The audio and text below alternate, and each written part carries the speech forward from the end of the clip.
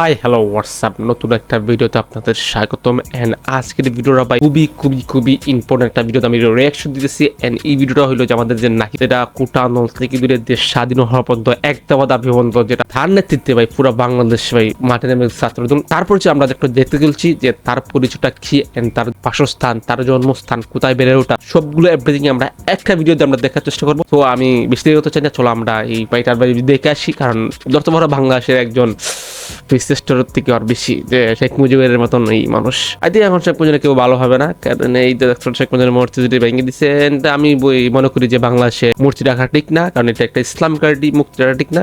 ঠিক আছে, সে যুদ্ধের সময় 1971 সালে আমাদের অনেক মোটিভ বা যত বড় যে দেশ স্বাধীন করা অগ্রদর ছিল, বাট মূর্তি তো আর বাংলাদেশ ভাই রাখার মতো না, কারণ এটা মুসলিম কান্ট্রি নট, এটা তোমার খ্রিস্টান বা আর যত বড় এভরিথিং এরকম কান্ট্রি নয়, ইসলাম মুসলিম কান্ট্রি।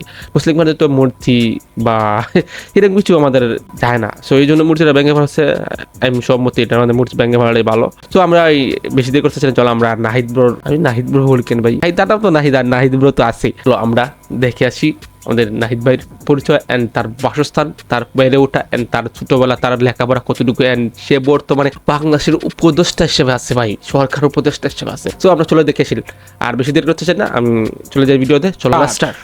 শান্ত চোখ আর মাথায় ঢেউ খেলানো কালো চুল তার।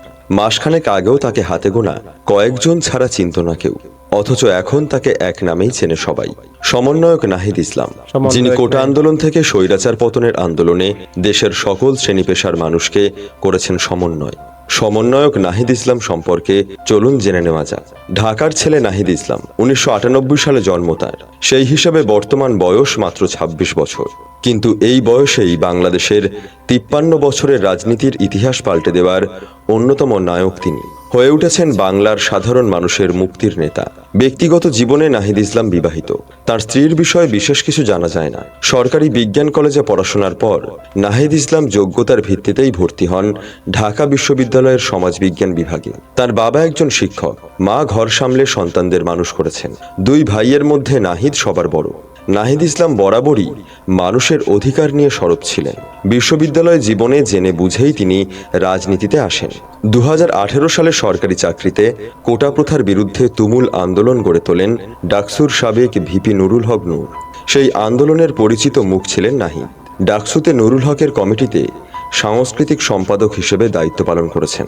ভিপি নূরের সঙ্গে কোটা বিরোধী আন্দোলনে সামনের সারিতে থেকে নেতৃত্ব দিয়েছেন এই ছাত্র নেতা। সেই থেকে ওয়েট নাহিদ ভাই আজকে নাহিদ না, 2018 সাল থেকে সে মাঠ কোটা বিরোধী আন্দোলন লড়তেছে আমাদের যেটা নুরুল বিপিনুরের সাথে।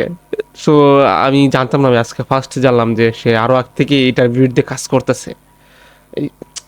আসলে ভাই একটা কাজের জন্য আপনি লেগে থাকলে কাজটা হইবই, তার আর আগ থেকে ছিল যে কোটা সংস্কার করা। তো দেখিস আপনি কি হয়।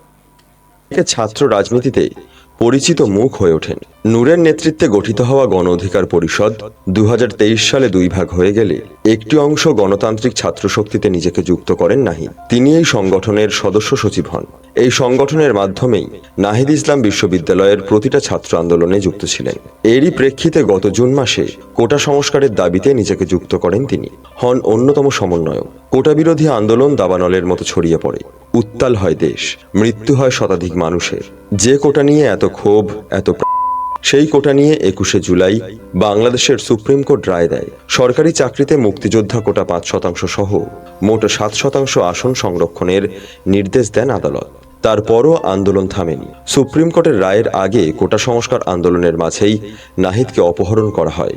18 জুলাই সারা দেশে উত্তাল আন্দোলনের এক পর্যায়ে 19শে জুলাই সবুজবাগে এক বন্ধুর বাড়ি থেকে তাকে অপহরণ করেন রাষ্ট্রীয় বাহিনীর সদস্যরা।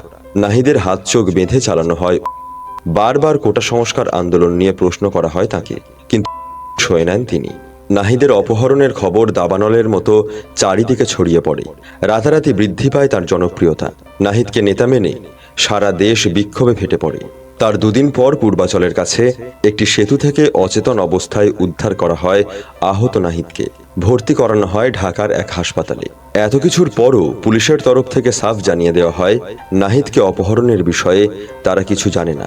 21শে জুলাই সুপ্রিম কোর্ট কোটা সংস্কার মামলার রায় দিলে নতুন করে মাথাচাড়া দেয় আন্দোলন। 9 দফা দাবিতে আন্দোলন চালিয়ে যাওয়ার কথা ঘোষণা করে বৈষম্য বিরোধী ছাত্র আন্দোলন। সামনের সারিতে থেকে নেতৃত্ব দেন নাহিদ। তিনি শেখ হাসিনা সরকারকে স্বৈরাচারী আর বলতেও ছাড়েননি। আন্দোলনকারীরা যখন মাঠে, তখন 26শে জুলাই ধানমন্ডির গণস্বাস্থ্য নগর হাসপাতাল থেকে আটক করা হয় নাহিদকে। অপর দুই সমন্বয়ক আসিফ এবং আবুকেও আটক করা হয়। অসুস্থ থাকা সত্ত্বেও আইন শৃঙ্খলা বাহিনীর সদস্যরা তাদের তুলে নিয়ে যায়। ডিবি পুলিশ জোর করে আন্দোলন প্রত্যাহারের বিবৃতি আদায় করলেও সাধারণ শিক্ষার্থীরা ষড়যন্ত্র বুঝে ফেলে, অব্যাহত রাখে আন্দোলন। চাপের মুখে তাদের ছেড়ে দিতে বাধ্য হয় ডিবি পুলিশ। সমন্বয়করা ছাড়া পেলে আবার এই জায়গাটা শুনি আমি, আন্দোলন প্রত্যাহারের বিবৃতি আদায় করলেও সাধারণ শিক্ষার্থীরা ষড়যন্ত্র বুঝে ফেলে, অব্যাহত রাখে আন্দোলন। চাপের মুখে তাদের ছেড়ে দিতে বাধ্য হয় ডিবি পুলিশ। সমন্বয়করা ছাড়া পেলে আন্দোলন আরও বেগবান হয়ে ওঠে, যার জোরে গত 5ই অগস্ট একনায়ক শেখ হাসিনা সরকারের পতন ঘটে যায়। এখন আসা যাক যে এটা নিয়ে কথা, আমি অনেক কিছু জানতে পারছি যে নাহিদ ভাই এটা আরো আগ থেকেই কোটা সংস্থার বিরুদ্ধে লড়তেছে এন্ড 2017 সাল থেকে বিপিনের সাথে কাজ করতেছে। আই হোপ যেটা বুঝতে পারছো ভাই, তার ভাই আসলে জমা আছে। তো কিছুর পরও সে পদ থেকে সরে নাই, তাকে ডিবি পুলিশ নিয়ে স্কিপ দেয়। আই হোপ যেটা স্কিপ সবাই বুঝতে পারছি এটা স্কিপ। তো এই ছিল আজকের ভিডিও এন্ড নাহিদ ভাই এটার পরিচয় এন্ড এই ছিল আজকের ভিডিও। যদি ভিডিও ভালো লাগে like comment share and subscribe. Good bye, 3 আল্লাহ হাফেজ, দেখা হবে নতুন কোনো ভিডিওতে। Bye by.